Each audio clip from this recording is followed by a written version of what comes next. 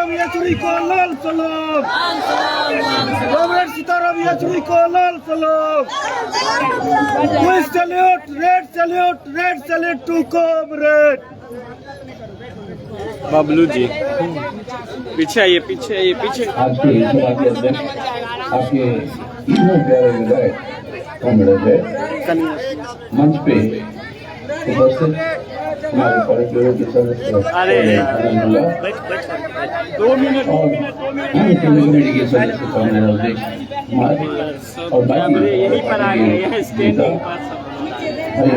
Photo आ जाएगा सब। अरे हनानुल्लाह को आपने अभी लाइव चल रहा है। किसान संघर्ष के बारे में ही नहीं, पूरी देश के सामने जो परिस्थिति है उसके बारे में आपको विस्तार से बताया।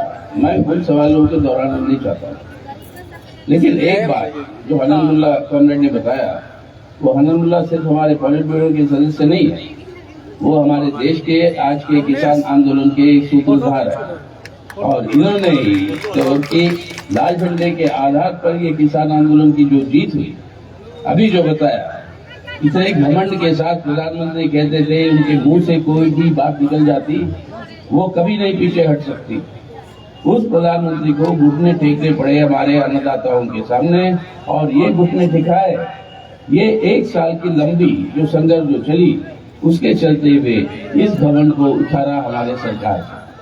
अब इसकी परिभाषा ही नहीं, लेकिन इसका असर देश के ऊपर किस तरीके से पड़ रहा है उसको हम सबको समझने की जरूरत है। क्योंकि आंदोलन शुरू होने से पहले बड़े सालों के बाद ये पटेल मैदान में एक जलसा हो रहा है। पिछले बार जब यहाँ पे हुआ था तब ये बात हम कह रहे थे कि भाजपा ये समझ रही थी कि वो एक अश्वमेध यात्रा कर रहे थे, योग्य सेना अश्वमेध यज्ञ रामायण में वो रेखांकित किया जाता है। अश्वमेध यज्ञ का मतलब है राजा अपना एक सफेद घोड़ा बेचता और घोड़ा किधर तक भागते जाएगा और उसको कोई नहीं रोकेगा, वो सब जो है उसका राज है, वो सब जमीन जो है उसके राज के अंदर आ जाए। अगर कोई घोड़े को रोका जाए तो राजा के साथ उसको सेना के साथ लड़ाई करनी होगी, उसकी हिम्मत किसी को होती नहीं है, तो कोई रोकता नहीं है घोड़े।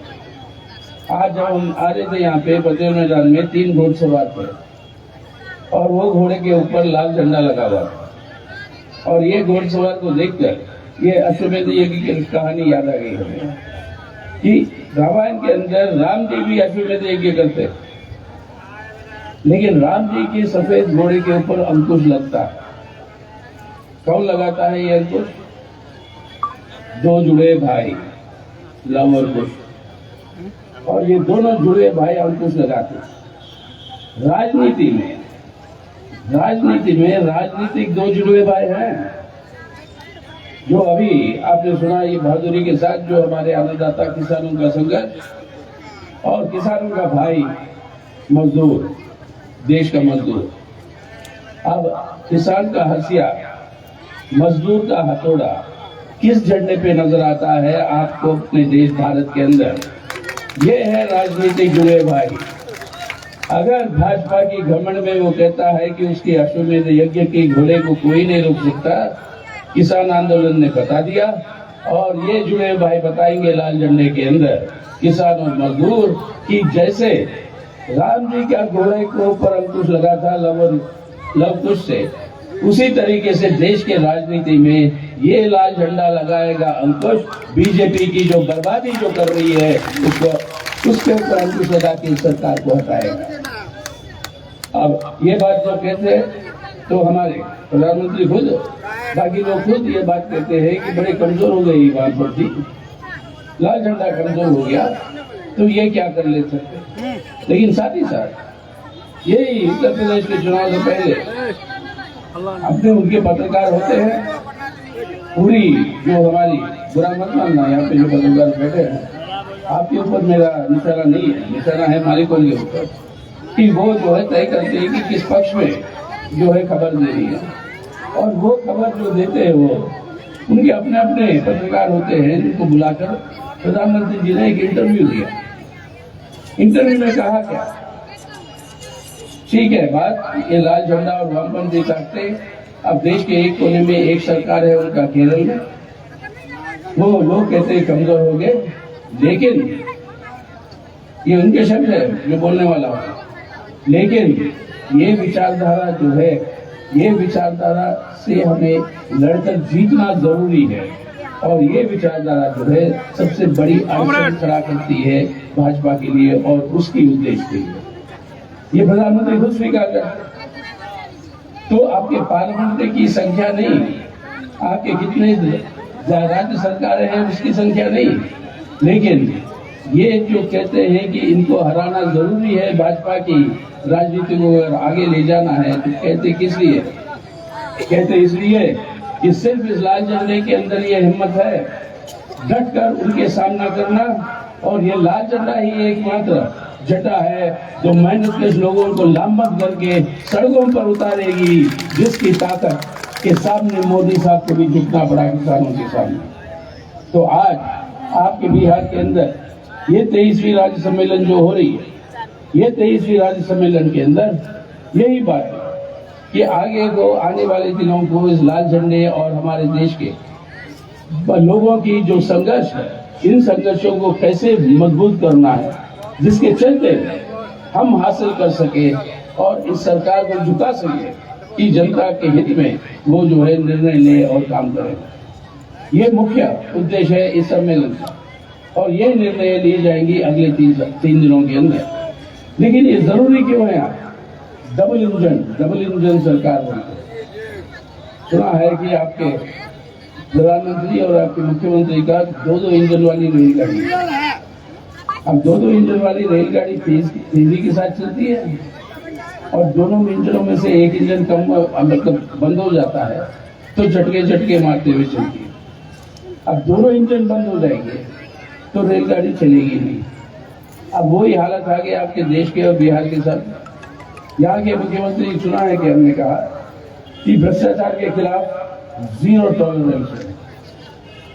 टॉलरेंस होगी बिहार में भ्रष्टाचार के खिलाफ। और मेरे को सूत्र बताते हैं कि अगर ईमानदारी के साथ कुछ हो रहा है बिहार के अंदर, वो है ये 40% कमीशन वाला, जो भ्रष्टाचार जो है ईमानदारी से होता है बिहार में, उसके अंदर कोई गड़बड़ नहीं होती। ये पूरा ईमानदारी के साथ ये 40% होता जाता है। अब आई बात तो कहते हैं सबसे ज्यादा रोजगार बिहार की सरकार दे। अरे भाई, मोदी जी भी इतनी बड़ी झूठ बोलने में थोड़ा देखते हैं, लेकिन अब ये आंकड़े हमारे नहीं, मोदी सरकार के नीति आयोग के आंकड़े, वो आंकड़े दिखाते हैं न सिर्फ रोजगार के सवाल पर, लेकिन मानव अधिकार के कई सवालों के ऊपर सबसे नीचे के स्तर पे है सब प्रदेशों में से बिहार। ये हालत क्यों? ये हमारा एक अन्न का भंडार है बिहार जो गंगा नदी के साथ जो जुड़ी हुई जो नदियां है, और इतने सारे नदियों के साथ जुड़ी हुई, इतने बड़े बड़े नदियों के साथ जुड़ी हुई। अभी गंडक पार करके आ रहे थे, और गंडक का पानी जब उसको सही ढंग से इस्तेमाल नहीं करते हो तो वो बाढ़ में आकर बर्बाद करता है। अब ये सही ढंग से इस्तेमाल क्यों नहीं होता? ये पानी आज की बात नहीं है, सदियों की बात पहले से ही है। ये योजनाएं क्यों नहीं बनती कि वो पानी बर्बाद करने की जगह वो जो है नहरों में बनाकर अपने किसान तक, खेती तक पहुंचाए? ये देश में हुआ, अपने 5 नदियों में पंजाब के अंदर किया, तो बिहार के अंदर क्यों नहीं होता? सरकार का ध्यान अगर हो वहां पे, तो ये जो अन्न का भंडार है, ये जमीन जहां पर बिना इस सिंचाई के 3 बार आप जो है यहाँ पर पैदा कर सकते हो फसल, अब ऐसी जमीन यही पानी का इस्तेमाल सही ढंग से होता है। ये योजनाएं क्यों नहीं बनती? ये योजनाएं बनाकर यहाँ के लोगों की जिंदगी की तरक्की क्यों नहीं होती? अब इन सवालों पे ध्यान देना है, तो उनकी जो असली मुद्दे हैं जिससे वो सरकार चला रहे दिल्ली में और यहाँ, वो दूर हो जाएंगे। इसके ऊपर ध्यान नहीं है, इसके ऊपर ध्यान नहीं है। कहते कानूनी व्यवस्था जो है बिहार में सबसे अच्छी है, और आपके सरकारी संस्था है, देश के अंदर जितने अपराध होते हैं उन सबका वो जो है डेटा रखता है, आंकड़े रखता है, वो दिखाता है बिहार सबसे नीचे, बिहार और उत्तर प्रदेश दोनों के बीच में मुकाबला है कि कौन होगा सबसे नीचे। तो अब ऐसी हालत में जन सुविधाओं के लिए जो काम करना है उसके बारे में सोचकर ये दोनों सरकारें काम करती तो देश का और अपना बिहार का बहुत भलाई होता। लेकिन उनका नजर किस पे है? सीधा सीधा सांप्रदायिक ध्रुवीकरण। आज ये कोविड की महामारी के चलते हुए देश के अंदर बर्बादी बढ़ी, बेरोजगारी देश के अंदर इस हद तक बढ़ चुकी है कि पिछले 2 महीनों में 67 लाख लोगों की नौकरियों की छटनी हुई 2 महीनों में। अब लोग जो है लावारिस घूम रहे अपने नौजवान। अगर उसको शिक्षा मिलती, उसको स्वास्थ्य मिलता और उसको रोजगार मिलता तो एक नया भारत और नया बिहार का निर्माण खुद अपना नौजवान करेगा। हमें आपको कुछ करने की जरूरत नहीं है। लेकिन ये व्यवस्था क्यों नहीं होता? क्यों नजर पूरा का पूरा सांप्रदायिक ध्रुवीकरण? इन किसी सवालों के ऊपर चर्चा नहीं है। उत्तर प्रदेश के अंदर प्रधानमंत्री चुनाव हो रहे, प्रधानमंत्री के भाषणों को सुनिएगा, वहां के मुख्यमंत्री के भाषणों को सुनिएगा, वो कहते हैं 80% और 20%। चुनाव हो रहे 80 और 20 के बीच में। मतलब तो समझते हैं सभी, यानी सांप्रदायिकता, जहर, नफरत को फैलाकर वो अपनी सांप्रदायिक वोट बैंक को जो है लामबंद करने की कोशिश। सबसे गंदा वोट बैंक पॉलिटिक्स अगर कोई खेलता है अपने देश में वो है भाजपा, जो एक समुदाय को, एक भाई को दूसरे भाई से टकराती है, एक भाई को दूसरे भाई, एक बहन को दूसरे बहन के साथ ये नफरत पर हिंसा फैलाकर उनके बीच में तनाव पैदा करती। कभी बात होती है शमशान की और खालिस्तान की, कभी बात होती है मतलब यही हर चीज है, फिक्री एजेंडा यही बात, लव जिहाद की। कभी होती है गाय के रक्षे के नाम पर मुसलमानों के ऊपर हमले करना। यानी ये पूरा का पूरा सिलसिला कि सांप्रदायिक ध्रुवीकरण को तेज करके हम अपना सत्ता बचाते रहे और इसके चलते हुए अपनी देश की एकता और अखंडता बर्बाद हो रही, लोगों की हालत और बदतर होती जा रही। और दूसरी ओर से लोगों को थोड़ा बहुत राहत मिलने की जगह जो लोगों की संपत्ति है वो लोगों की संपत्ति को पूरा का पूरा लूट कर बेच रहे। आज कुछ नहीं बचा देश में जो जिसकी निजीकरण नहीं होगी। आपके रेलगाड़ियों की, रेलवे की, हवाई जहाजों की, आपके बंदरगाह की कुछ भी संपत्ति देश के अंदर नहीं है जो आज बेचा नहीं जा रहा। और ये बेचकर फायदा किसको मिल रहा है? बेरोजगारी बढ़ रही है।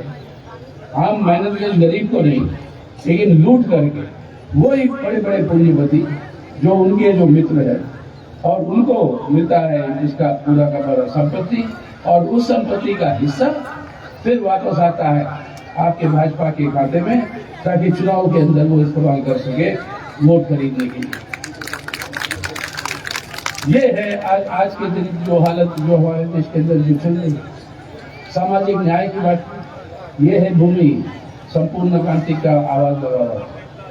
ये है यहाँ पर आपने जो है जातिवादी शोषण को खत्म करने के संकल्प लिए गए थे इस बिहार की जमीन। हालत क्या है? वही जातिवादी शोषण और तेज होते जा रहे। हमारे दलित बहनों के ऊपर जिस घोर तरीके से जो गैंग रेप और उसका जो खून जो किया जाता है जैसे उत्तर प्रदेश में हुआ और अपराधियों के ऊपर कोई कार्रवाई नहीं, ये इस तरीके के अत्याचार बढ़ते जा रहे। आज जाने वो क्या रहा हमारे भारत और अपने बिहार, हमारे आंखों के सामने उसकी बर्बादी नजर आती इस तरीके की शासन से, इस तरीके के नेताओं से जो आज राज कर रहे हैं। तो आज अपना देश को अगर बचाना, देश के संस्थाओं को बचाना, कानून पारित करते हैं हम लोग पार्लियामेंट में बैठ के।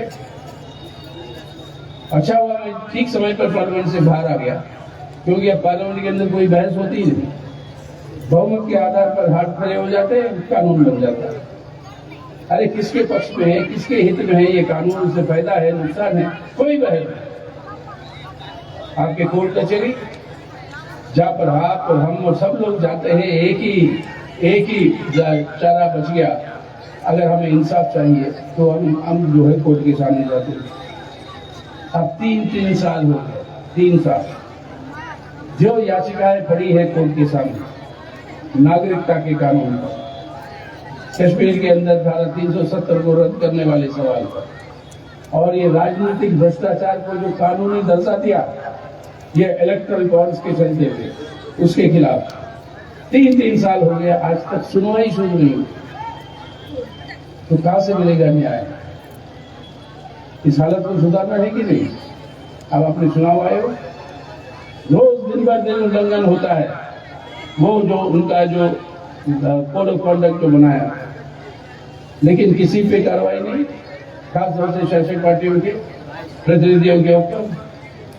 तो संस्थाओं को बिगाड़ना, संविधान को बिगाड़ना और इसके चलते हुए देश की जनता के ऊपर और अत्याचार और आर्थिक लूट, ये थोपना, ये बनी आदत और प्रचार एक झूठे तरीके से चले। अब 7 तारीख को, कल को है आखिरी वोट उत्तर प्रदेश। अब देखते रहिएगा, कल के रात के 12 बजे से आपके तेल के दाम बढ़ा दिए जाएंगे। वोट हो गया। अब अनुमान यह है कि पेट्रोल का दाम 15 से 22 रुपए लीटर बढ़ सकता है। रुके हुए थे कि वोट डल जाए, लोगों को बेवकूफ बनाए और वोट उनका लेकर उनके ऊपर ये बोझ जो है थोपे। अब ये इस तरीके की सरकार है हमारे सामने।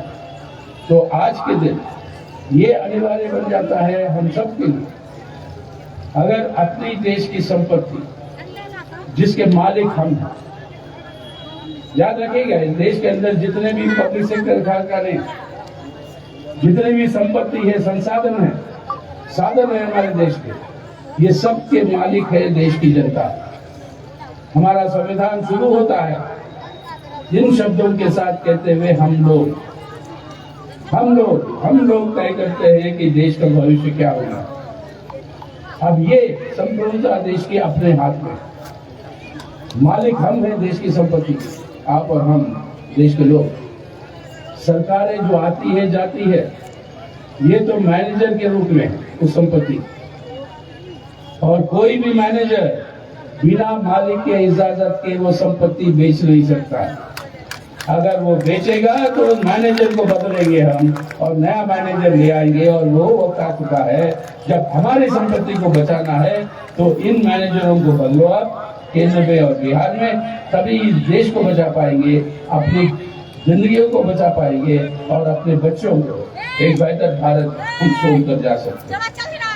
ये आज के दिन ये कर्तव्य है हमारा, कर्तव्य। अमृत महोत्सव बना रहे 75वीं सालगिरह, लाखों के तादाद में जो शहीद हुए देश की आजादी, याद करिएगा उनको किस तरीके के देश के लिए उन्होंने त्याग दिया। क्या वो देश है? किस तरीके के देश के लिए जान दिए भगत सिंह और उनके साथी। 21वीं साल के 23वीं साल में जाकर चूमते हुए, हंसते हुए वो जो है अपना जिंदगी त्याग करते हैं ताकि देश का नौजवान खुद बैठे आजादी में। क्या वो सब परंपरा, वो विरासत आज हमारे अंदर है या नहीं? तो आज के दिन उसी विरासत को ध्यान में रखते हुए आज के दिन इस देश के अंदर ये अत्याचार, इस लूट को बंद करना जरूरी है। इस सांप्रदायिक जहर, नफरत की जो राजनीति है, इसको बंद करना जरूरी है, वरना देश की एकता अखंडता बचेगी। दुनिया के अंदर बहुत सारे परिणाम हो रहे हैं। यूक्रेन के अंदर एक जंग चल रहा है और उस जंग के अंदर अपने बच्चे फंसे हुए हजारों उस देश के अंदर। अब सवाल प्रधानमंत्री उठाते हैं कि बाहर क्यों जा रहे बच्चे पढ़ने, और यहाँ पे कहते हैं कि बच्चों को बाहर जाने से रोकना है तो हमारे निजी सरमायादारों को कहते हैं आप जो है यहाँ पर डॉक्टरों के लिए कॉलेज खोलिए। अरे निजी जो कॉलेज है उसके फीस जमा कर नहीं कर सकते हैं इसलिए तो छोड़कर देश बाहर जाते हैं अपने बच्चे पढ़ने के लिए, क्योंकि वहां पर सस्ता है। और निजी कॉलेज खुलवाओ प्रधानमंत्री, तो और लोग जाएंगे अपने देश से बाहर, क्योंकि आपके निजी कॉलेजों का जो फीस है, जो वहां पे जमा करना है, वो अनगिनत परिवारों की बस की नहीं है। तो बच्चे जा रहे हैं वहां पे जबरदस्ती। कौन जाना चाहता है देश छोड़ के बाहर पढ़ना? जा रहे बाहर क्योंकि सस्ता है। अरे अगर आप इसको रोकना चाहते हो तो सरकारी मेडिकल कॉलेज खोलो देश के अंदर, और इतने तादाद में खोलो कि कोई अपना बच्चे को बाहर जाने की जरूरत नहीं पड़ेगी, देश के अंदर उसको शिक्षा मिलेगा ना। वो काम नहीं करते। हम जो है निजी सेक्टर को देंगे जी कॉलेज खोले, ताकि उनसे भी पैसे बनवाए और वो भी मतलब एक किस्म का लूट करे। तो आज इन सभी सवाल, कई सारे सवाल इस तरीके से जो अपने भविष्य के साथ जुड़े हैं, देश के साथ जुड़े हैं, अपने बच्चों के साथ जुड़े हैं।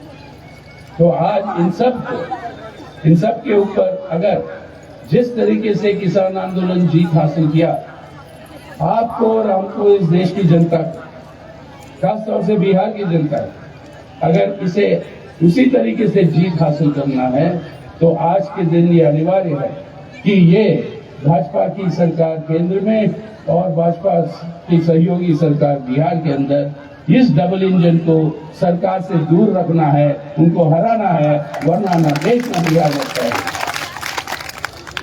तो आज यही हमारी अपील है। पार्टी बिहार के अंदर तय करेगी। समस्तीपुर के लोग, आपका तो बहुत बड़ा जुड़ाव रहा है लालजी जी के साथ, कई बार मतलब संघर्षों में शामिल हुए, कई सक्रिय साथी शहीद हुए, और ये आंदोलन लगातार चलता रहा। आपकी समर्थन की आभारी पार्टी है। पार्टी के नेतृत्व के चलते हुए आपकी समस्याओं को हल करने के लिए अगर इस तरीके के विधायक अगर कहीं मिल सकते हैं आपको बिहार में, जैसे अजय हो या हमारे सीपीएम के विधायक हो या थे, तो उस तरीके के विधायक जो आपकी बात सुनकर वहां पर विधानसभा में उस बात को उठाएगा, ऐसे विधायक इन लोगों के अलावा और कोई नहीं। आज इस ताकत को मजबूत करेंगे। ये विधानसभा में बोलते तो इनकी बात नहीं बोलते, आपकी बात बोलते। अगर आपकी आवाज विधानसभा तक पहुंचानी है तो आपने पहुंचाया इनके मर्जी में, लेकिन एक ऐसी सरकार चाहिए जो आपकी बात कर सकती है। अगर वो सरकार चाहिए तो इन सरकारों को हटाना चाहिए। तो आज यही संकल्प है मार्क्सवादी कम्युनिस्ट पार्टी की। इन सम्मेलनों में यही चर्चाएं होगी कि आने वाले दिनों में बिहार के अंदर किस तरीके से हम जो है जनसंघर्षों को और तेजी के साथ आगे ले जाए, देश के अंदर किस तरीके से इस सरकार को सत्ता से हटाए, ताकि अपने भारत को हम बचा पाए।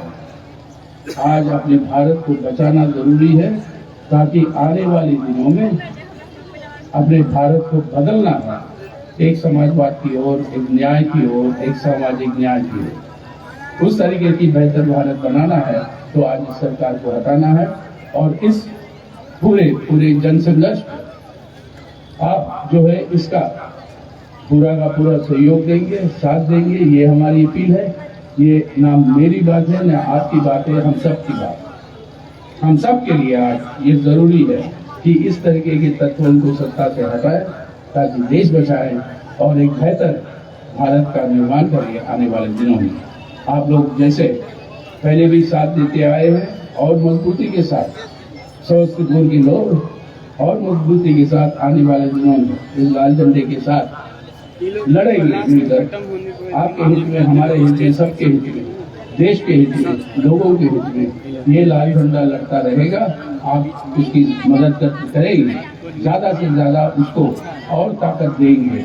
इस उम्मीद के साथ मैं आप सबसे इंकलाब जिंदाबाद कहते हुए मेरी बात को बंद करता हूँ। इंकलाब जिंदाबाद।